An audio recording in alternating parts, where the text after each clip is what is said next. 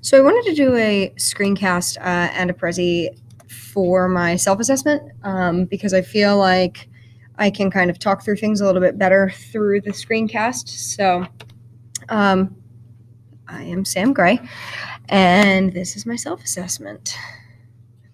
So I wanted to just start off by saying, as far as the competencies go, I feel like I have a pretty good understanding of what's expected of me as a student in this endorsement program. But with that being said, I am fairly new to the program. This is only my third course that I've taken, so I don't have a whole lot of stuff to show.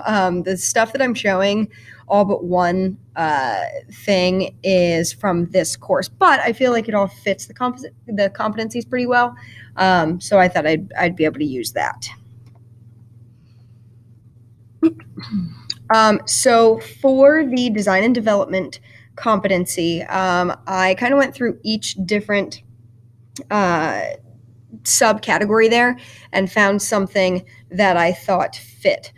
So for A, which you can see here, it was that the online teacher knows the primary concept and structures of effective online instruction and is able to create learning experiences to enable student success. So I put my inclement weather unit linked here so that you guys can see it again. I feel like it pretty much encompasses the primary concepts and structures of effective online instruction. B was that the teacher is able to use a range of technologies, both existing and emerging, that effectively support student learning and engagement. So Nearpod and Quizzes, both technologies that have been around for a little while, but I see a lot of my colleagues using. I use them a lot, and they're definitely engaging, and they are able to kind of show us and get our students to that learning outcome that we're hoping to get them to. So this was my Nearpod from my inclement weather unit, and this was my pre-assessment to my inclement weather unit as well. And then C was the online teacher is cognizant of the diversity of student academic needs and incorporates accommodations.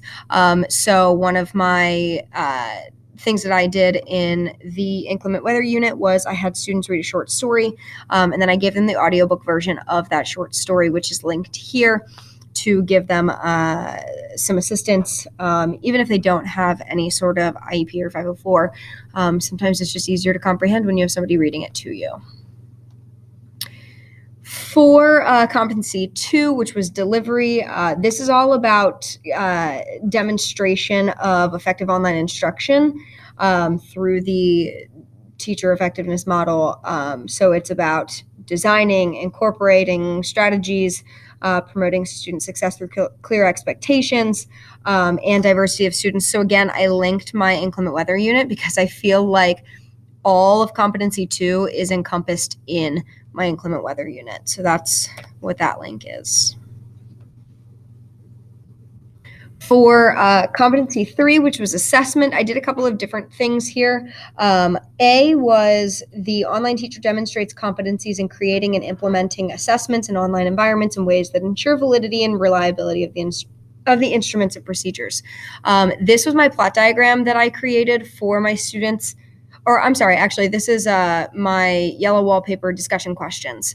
So it's a Google Doc that they make their own copy of, and then they can answer directly on that document. So it's something that I created, but it also assesses the students and how much they've learned. B was the online teacher develops and delivers assessments, projects, and assignments that meet standards-based learning goals and assess learning progress by measuring student achievement. So this right here, this PDF is the screenshot of my report from my Nearpod, so I can actually look at the right and wrong answers that students had, and I can see what they're learning, and are they getting the questions correct. And then C was the online teacher demonstrates competency in using data from assessments and other data sources to modify content and to guide student learning. I really focused on the other data sources part of that because this is my survey that I gave to my students for this course, because a lot of my course was based around their feedback. Do I have any synchronous tools? Probably not, based on what they said they're doing at home and the time restrictions that they have on the internet. Do I need to include audiobook versions of stories? Yes, because they said so. So that I felt fit the use of data. And then for 4, I used my, this is a paper that I wrote for ACTE 633, where I talked about blended learning and the challenges and the benefits of blended learning, because competency 4, emerging trends and professional responsibilities, talks a lot about demonstrating knowledge and understanding of digital citizenship, legal issues with online education, and confidentiality procedures and protocols. And I talk a lot about those individual aspects of online learning in that paper. So that's linked there. Now, as far as me developing as an online teacher, I definitely want to know more about synchronous tools. How do you make synchronous tools work? How do you make synchronous tools work in like a group project setting? Because I do a lot of group projects in my face-to-face classroom, and also development of rubrics for multimedia projects. Because it is an online learning environment, I want my students to be able to use different mediums of assessment, and I want to know how to grade that. So that's kind of where I'm at as far as development. And where am I going? I'm going to continue with the endorsement program. Again, I'm only 3 courses in, so continue with that program. And I'm also going to use the new technologies and programs from the courses that I've already taken in my face-to-face classroom. Nearpod was one that I got from the last course that I took, and I've used Nearpod a ton since then.